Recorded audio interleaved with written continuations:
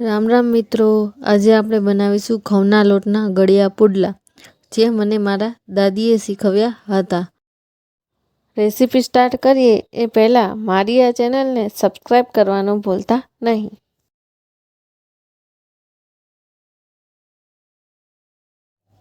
ઘઉંના લોટના પૂડા બનાવવા માટે એક બાઉલ લઈ તેમાં અડધી વાટકી ગોળ નાખીશું. ગોળ તમે તમારા હિસાબે નાખી શકો છો. તમને વધારે ગળ્યું ભાવે તો વધારે અને ઓછું ભાવે તો ઓછું નાખો.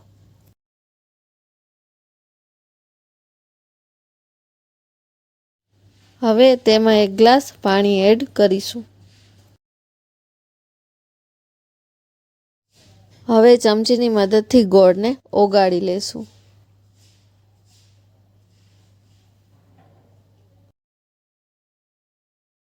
આપણો ગોળ ઓગળી ગયો છે, તો હવે આમાં આપણે 2 વાટકી ઘઉંનો લોટ એડ કરીશું.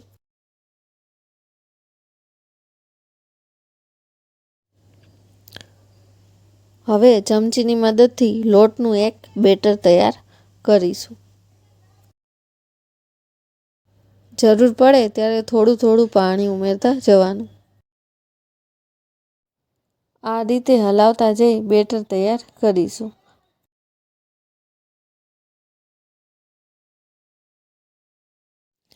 આ બેટરમાં જરા પણ ગાંઠા હોવા જોઈએ નહીં.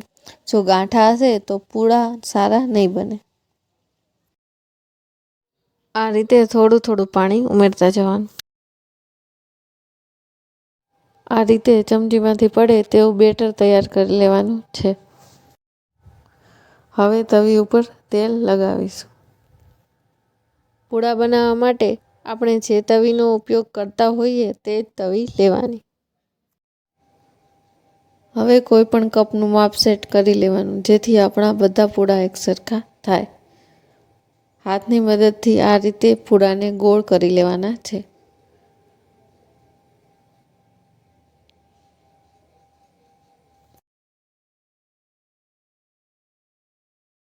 પૂડાને જ્યારે તવી ઉપર નાખીએ ત્યારે ગેસની આંચ એકદમ ધીમી કરી નાખવાની.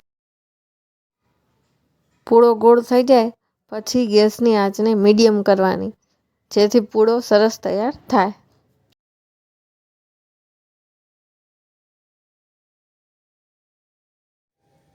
હવે પૂડાની ફરતી બાજુ આપણે થોડું તેલ લગાવીશું.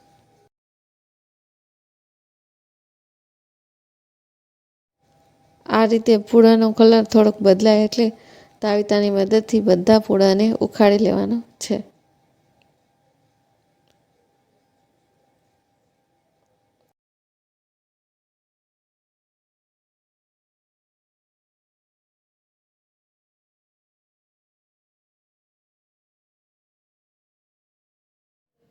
પૂડાનો આ રીતે કલર બદલાય એટલે પૂડાને પલટાવીને બીજી બાજુ શેકી લેવાનો. ઘઉંના લોટનો પૂડો એ એક વિસરાતી જતી વાનગી બની ગઈ છે.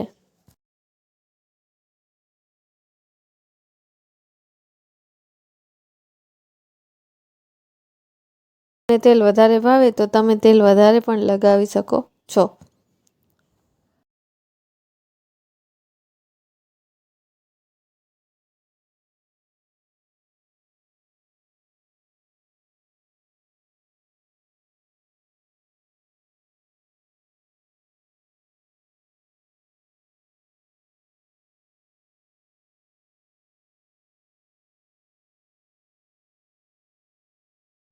આ રીતે બંને બાજુથી પૂડાને શેકતા જવાનું છે.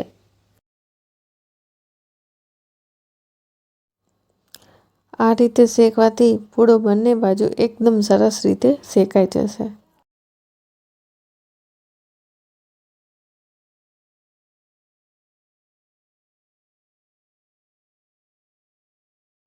તમે જોઈ શકો છો કે આપણો પૂડો સરસ મજાનો શેકાઈ ગયો છે.